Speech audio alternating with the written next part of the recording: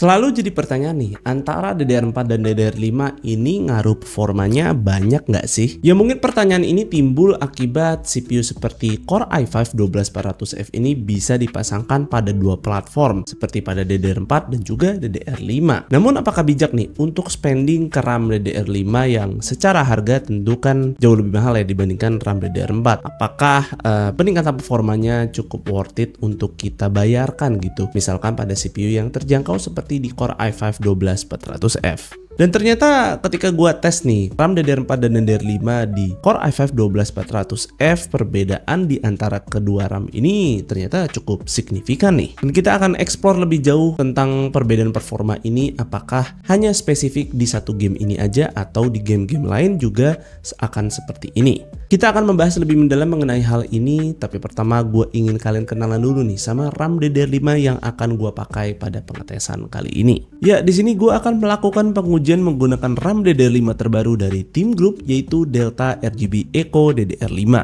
Yang membuat RAM DDR5 ini beda dibandingkan RAM lainnya adalah setiap penggunaan RAM ini kita akan ikut berkontribusi terhadap lingkungan. Sebab RAM ini 100% terbuat dari post consumer recycle yang di sini terdiri dari bahan plastik dan juga aluminium untuk bagian heat spreadernya. Dan setiap 1000 piece RAM ini diproduksi telah terjadi pengurangan emisi karbon sebanyak 73% dibandingkan produk lainnya. Ya, perihal emisi karbon ini kan juga sudah menjadi concern ya di berbagai negara. Contohnya seperti negara konsumen nih di Indonesia sendiri, ya pemerintahnya kan juga sudah mulai mengajak masyarakatnya untuk segera membeli kendaraan berlistrik ya untuk mengurangi emisi karbon. Dan pada negara produsen nih seperti misalnya negara Taiwan gitu, asal dari si Team Group ini, ya pabrik dan juga produk-produk yang diproduksi dari negara tersebut kan sudah memiliki regulasi emisi karbon yang cukup ketat ya. Contohnya ya hasil produknya seperti Team Group Delta Eco RGB ini. Walaupun ini dibalut dengan eco-friendly, RAM Delta RGB Eco ini tidak mengabaikan soal performa. RAM ini tetap kok punya profil XMP dan Expo mulai dari speed 5600 MB transfer per second sampai 6400 MB transfer per second. Nah, buat yang gue pegang di sini dia tuh punya profil XMP dan Expo di 6000 MB transfer per second, yang mana ini frekuensi paling sweet spot nih. Dan gue yakin banyak user yang menggunakan RAM DDR5 seperti ini. Kemudian secara desain heat spreader dia cukup ramping walau sepertinya tidak terlalu low profile. RAM ini juga tidak melupakan estetika RGB yang di sini bisa kalian sinkron nih dengan software RGB motherboard. Nah, jadi sih overall secara desain RAM ini akan sangat cocok kalian gunakan pada motherboard yang juga punya aksen-aksen warna silver, karena memang si RGB Eco ini hanya tersedia di warna silver.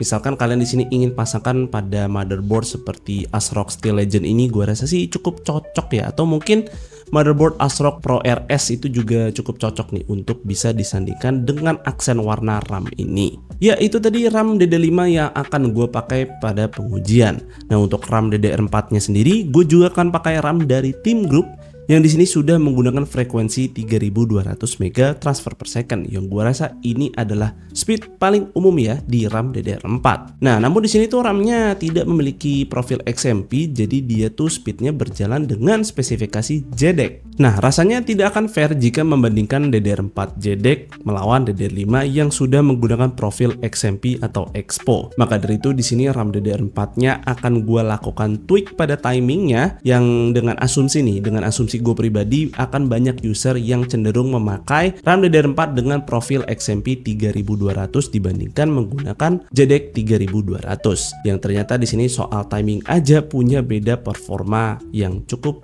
noticeable nih. Kemudian di sini untuk CPU, selain gue nanti akan pakai Core i5 12400F, di sini gue juga akan tambahkan CPU Core i5 13600KF untuk mewakili CPU Intel seri K untuk melihat nih scaling performa DDR5 ini pada CPU yang berbeda. Kemudian pada motherboardnya di sini gue akan pakai motherboard H610 untuk RAM DDR4 dan B760 untuk RAM DDR5. Tapi karena di sini ada perbedaan spesifikasi motherboard, maka gue akan terapkan power limit di PL1-nya itu ada di 65 watt dan PL2-nya di 95 watt untuk kedua CPU supaya sama-sama punya hasil performa CPU yang fair. Dan buat penggunaan GPU-nya di sini gue coba cari pinjaman GPU yang semi high end ya, dan di sini gue mendapatkan Radeon RX 7800 XT. Ya secara kelas performa GPU ini tidak terlalu rendah dan juga tidak terlalu tinggi untuk game zaman sekarang.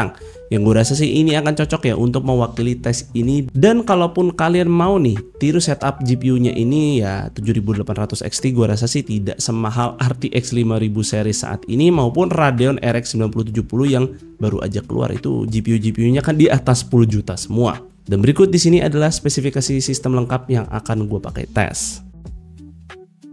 Kita masuk ke tes pertama, yaitu adalah tes productivity pada Blender. Nah, di Blender ini nampaknya punya perbedaan performa yang tipis ya, baik pada kedua CPU. Kemudian selanjutnya pada tes productivity lainnya seperti video editing menggunakan DaVinci Resolve sepertinya punya hasil yang cukup mirip seperti pengetesan sebelumnya. Namun di sini kayaknya si 13600 KF sedikit menunjukkan beda performa yang lebih signifikan yang dibandingkan 12400F. Dan terakhir di sini pada tes AI menggunakan LM Studio. Nah, ternyata di sini baru mulai terasa pengaruh RAM DDR5-nya.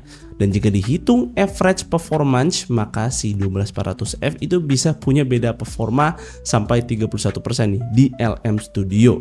Dan semakin besar lagi di 13600 KF, yaitu bisa tembus 70% nih di LM Studio.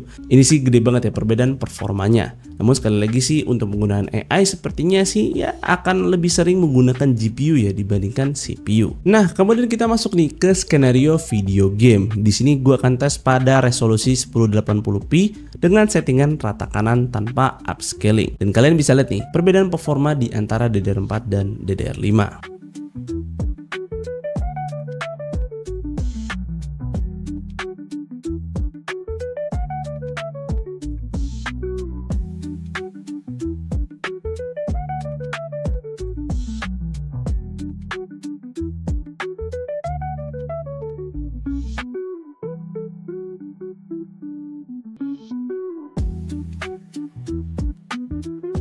Selain pada tes resolusi native 1080p, gue di sini juga coba sekali lagi pada skenario menggunakan upscaling.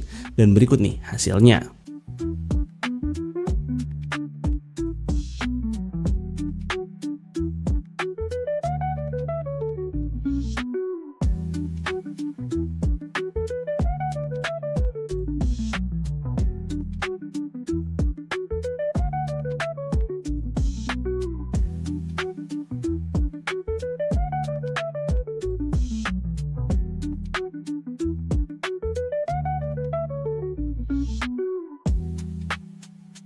Dan ternyata dapat dilihat beda performa antara DDR4 dan DDR5 di video game itu bisa mencapai 10%, yang menurut gue sih ini cukup lumayan ya untuk sebuah CPU terjangkau seperti 12400F.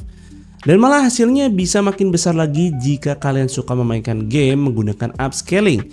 Yang di sini CS2 aja tuh bisa sampai beda 14% di 12400F. Dan ternyata peningkatannya semakin besar lagi jika pakai CPU seperti Core i5 13600KF. Itu tembus 20% tuh bedanya di CS2.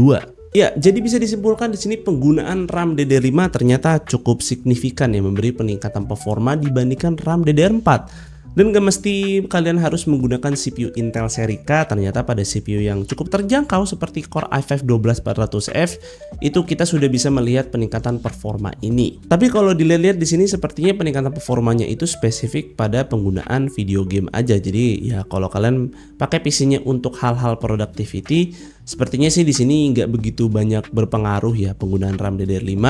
Terkecuali kalian memang ingin menggunakannya pada ranah AI. Ya walaupun begitu kan di sini environment software AI kan kayaknya lebih banyak menggunakan kudanya Nvidia ya dibandingkan kita mengandalkan kemampuan dari sebuah CPU. Jadi apakah di sini worth it nih untuk spending RAM DDR5 demi mendapatkan peningkatan performa mulai dari 14 sampai 20%? Kalau dari jawaban gue pribadi sih sepertinya agak masih terlalu mubazir ya untuk kita spending ke RAM DDR5, karena tentu kalau misalkan kalian di sini dari sudut pandang untuk upgrade gitu ya, tentu akan terasa mubazir karena kalian harus ganti motherboard selain dari harus beli RAM DDR5 baru. Dan gue rasa uang seperti itu akan lebih bijak untuk di spending membeli CPU baru yang jauh lebih kenceng gitu untuk mendapatkan peningkatan performa. Tapi kalau di sini dari sudut pandang kalian ingin rakit PC pertama kali, ya gue rasa sih langsung aja start dari platform DDR5 ya, karena ini jauh lebih future proof.